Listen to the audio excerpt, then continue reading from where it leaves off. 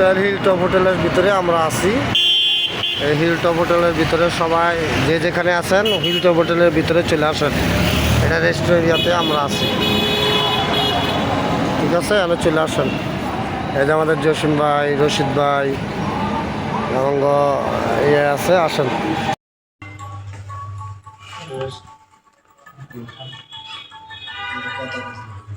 এই মুহূর্তে হিলটপ হোটেলে আছি। সকলেই আমরা আসি হোটেল পরিদর্শন করার জন্য। এটা সুব্যবস্থা আছে, শৃঙ্খলা।